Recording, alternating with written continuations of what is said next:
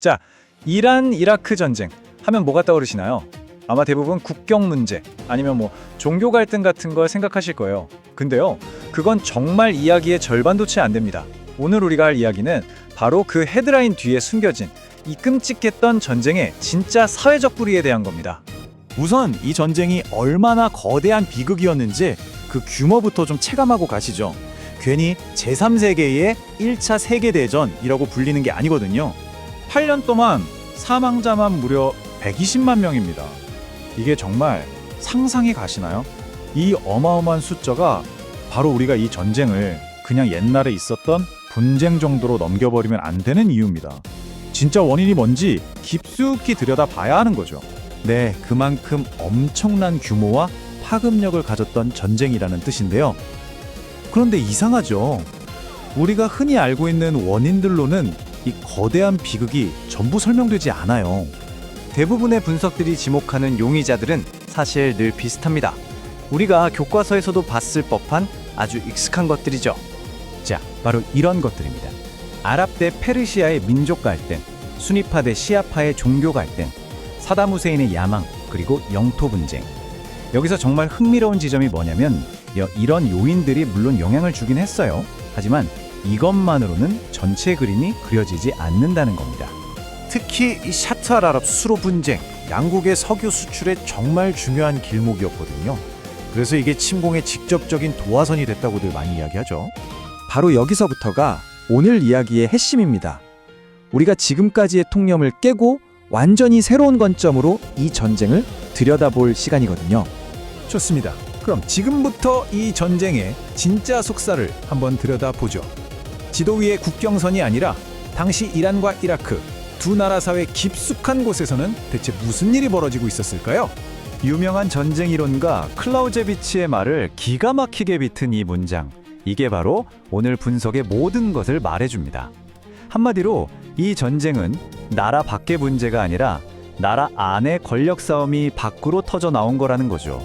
바로 이걸 사회 중심적 접근이라고 부릅니다. 이 전쟁을 제대로 이해하려면 먼저 당시 이란과 이라크가 얼마나 극심하게 분열되고 불안정한 사회였는지를 알아야만 해요.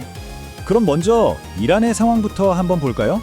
이야기는 모든 걸 뒤엎었던 1979년 이슬람 혁명, 바로 그 혼돈의 한가운데서 시작됩니다. 겨우 혁명에 성공하긴 했는데 나라 안이 그야말로 아수라장이었습니다. 새로 정권을 잡은 성직자 그룹은 사방이 적이었어요. 좌파, 세속주의자, 소수민족, 지지 기반마저도 쫙 갈라져 있었죠. 한마디로 굉장히 불안정한 상태였던 겁니다. 어떻게든 이 나라를 하나로 묶고 경쟁자들을 제거할 방법이 절실했어요. 바로 그때 이라크가 쳐들어온 겁니다. 여기서 핵심은 이거예요. 이라크의 침공이 이 성직자 정권에게는 국민을 하나로 똘똘 뭉치게 하고 자신들의 권력을 단숨에 장악할 수 있는 너무나도 강력한 공공의 적이라는 선물을 안겨준 셈이 된 거죠. 그리고 이 과정을 보세요. 정말 기가 막히게 이란의 신생 정권은 전쟁을 자신들의 권력 강화 도구로 활용합니다. 먼저 이라크를 악마로 만들어서 외부에 적을 만들고요. 그걸 명분으로 국민을 하나로 묶습니다. 그리고 전시 상황이라는 핑계로 국내의 모든 반대파를 가차없이 숙청해버리죠. 마지막으로 혁명 수비대 같은 자신들의 친위 세력을 키워서 권력 기반을 완벽하게 다져버린 겁니다. 자, 그럼 이번엔 반대편 이라크로 한번 가보겠습니다. 이라크는 이란과는 상황이 완전히 달랐지만 정권이 느끼는 위기감은 똑같이, 아니 어쩌면 더 심각했습니다. 당시 사담 후세인의 정권은 소수파인 수니파가 다수파인 시아파를 억누르는 구조였어요. 그런데 바로 옆 나라 이란에서 시아파 혁명이 일어난 겁니다. 이란이 얼마나 불안했겠어요. 이란 혁명의 바람이 넘어와서 우리 다수 시아파 국민들을 들쑤셔내보면 어떡하지? 하는 극심한 공포에 시달리고 있었던 거죠. 정말 아이러니하지 않나요? 서로 못 잡아먹어서 안달이었던 이 두 정권이 자신들의 문제를 해결하기 위해 똑같은 카드를 꺼내 들었다는 게 말이죠. 바로 전쟁이라는 카드요. 이란은 분열된 혁명을 하나로 묶기 위해, 이라크는 내부 봉기를 막기 위해 결국 각자 자기 집안 문제 해결하겠다고 밖으로 총부리를 돌린 겁니다. 우리가 맨 처음에 120만 명이라는 인명피해로 이야기를 시작했잖아요.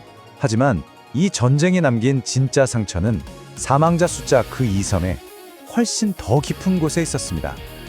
자, 이 표를 보세요. 아주 냉혹한 현실이죠. 이 전쟁의 유일한 승자는 누구였을까요? 바로 양국의 집권 정권들이었습니다. 국민의 피를 대가로 자신들의 권력을 철옹성처럼 다졌으니까요. 그럼 패자는 말할 것도 없이 바로 그 나라의 국민들이었죠. 결국 전쟁이 남긴 진짜 유산은 이런 것들이었습니다. 노동자, 여성, 소수민족 같은 사회적 약자들의 목소리는 완전히 짓밟혔고 그들을 억압하는 국가의 힘은 훨씬 더 강해졌습니다. 전쟁으로 얻은 모든 전리품은 오직 정권의 차지가 되었죠. 사회 발전은 수십 년 후퇴해버린 겁니다. 이란-이라크 전쟁의 이야기는 우리에게 하나의 분쟁을 넘어서 훨씬 더 크고 어쩌면 불편한 질문 하나를 던집니다. 우리가 국가 간의 전쟁이라고 부르는 것들이 과연 얼마나 자주 사실은 국내 권력을 잡기 위한 연막은 아닐까 하는 질문 말입니다.